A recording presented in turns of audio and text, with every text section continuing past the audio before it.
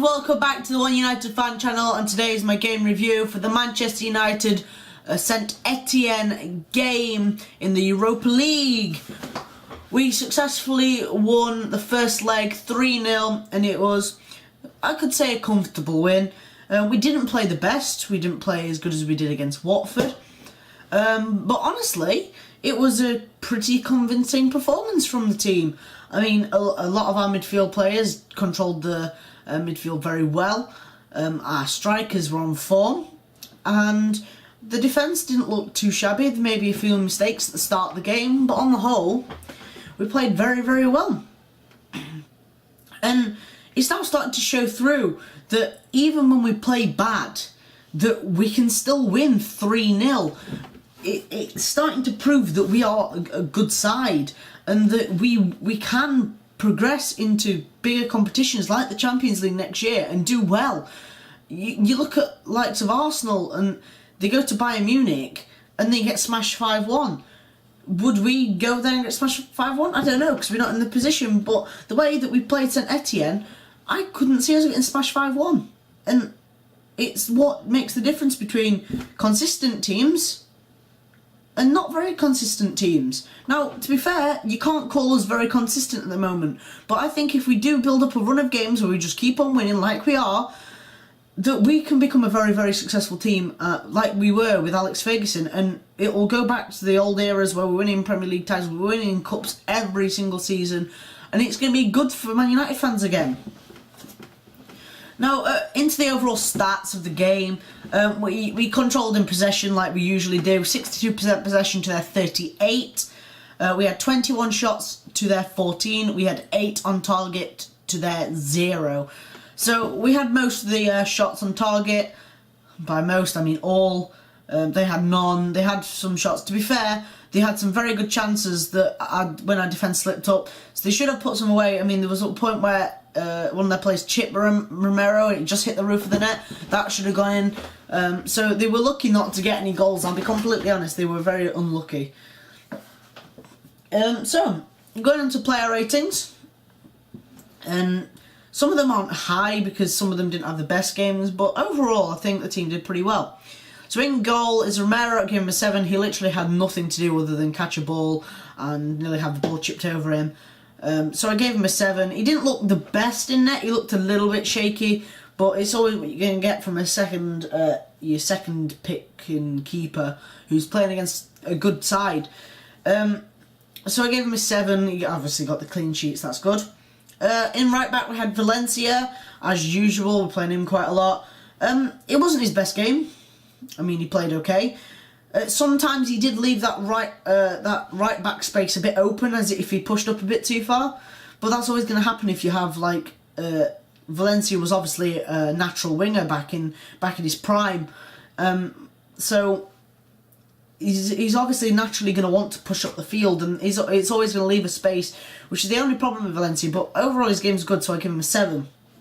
We had 2 centre backs for the game. We had Bailly and Smalling. They seem to be now coming up as a pair that we're using a lot more, like we did with Jones and Rojo, but I think Mourinho's taken a little bit of liking to these two. Very tall, very strong defensively. I gave them both 7.5s. Smalling's problem is that he goes forward and then he passes the ball back. That's the only problem I have with Smalling. Other than that, he's a solid defender. I do like him. Now, I know some people don't actually like him. So I guess if you're one of the people that don't like him, please comment down below and tell me why you don't like him. By a player that I am very impressed with this season, I gave him 7.5. He looked a bit shaky, but that's because I guess he hasn't really had much time with European football, or much of it, so he's still got to get used to it. But I guess if he can get used to it, he'll become a very good player, and it's what you want. He seems, at the age he is at and the way he's defending, he is a very good player. Like the block and this tackle that he did, he is a very, very good player, and he can become like another like Vidic sort of player in his later years. On the left we had Blint in left back. I gave him a 7. Again, I haven't been too impressed with his performance. He's been sitting back a bit more. But then again, I think that's why Mourinho is playing him like that, because then we have sort of like that back three if Valencia does push up. So I guess that's why Mourinho's playing him. He sees more than he does in Shaw and, well, Darmian and Rojo, I guess, in him. And this next is Fellaini. Now, I don't really like him, and I will admit that, but I'm not giving him this rating because I don't like him. It's honestly because he never got going in the game. Fellaini is a player you stick on when you're drawing 1-1 and you want to just lob the ball forward as far as you can, get it into a box and hopefully he gets a head on it, and that's the player that you want. You have him on in the latter minutes of the game. That's why you play Fellaini, and he slowed down the midfield completely. Their team was being able to go straight through the midfield. They didn't make a challenge like he usually does. So I gave him a 6.5. He didn't impress me against Saint-Etienne. Next is a big rating boost. Is Herrera. I gave him an 8. He controlled the midfield. I could have easily given a few players man of the match if a certain player didn't score a hat-trick. But a lot of people will argue that Ibra doesn't deserve the man of the match because a lot of players did play better than him. He just got in the right place at the right time and scored. But yeah, Herrera was very good. He sort of took that Carrick role, but took it to more of an extreme, and he pushed up a lot more than Carrick does. And then he did come back quite a lot and defend. So he was playing very well, and it was good to see from him. Next is Pogba. I gave him an 8.5. He impressed me. He's sort of been brought up though on sort of European football, so he's sort of used to the European tactics, as you could say. So he was sort of in his element against Saint-Etienne, and that's why I don't think he has sort of got into his element in the Premier League, because he's still getting used to it.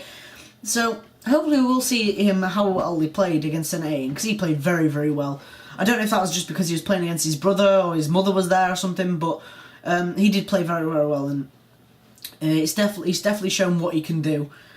Another player that we had in midfield, and we're carrying on with the 8s, it's Mata. Gave him an 8. He was great as well. It was unlucky. He bottled the chance where ball came over and he could have volleyed it. He just missed the shot, or it was mistimed. But overall, Mata's performances lately have been very good, and I'm very impressed with Mata. And next is my man of the match. It is Ibra. I gave him a 9. Obviously, he scored a hat-trick, so you're most likely going to give him the man of the match. Even though I was tempted to give the man of the match to someone like Pogba or Herrera, who played very well today. Maybe even Martial, who I haven't mentioned yet.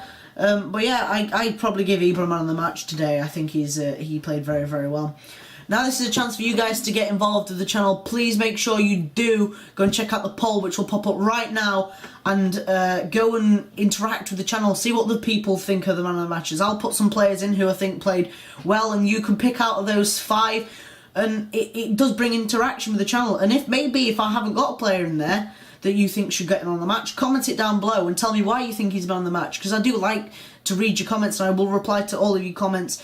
If you know, because I want to keep the interaction with the channel. That's the whole point of this channel, is to get fans to communicate with others and express their opinion. That's why I made this channel, so that's what I want you guys to do.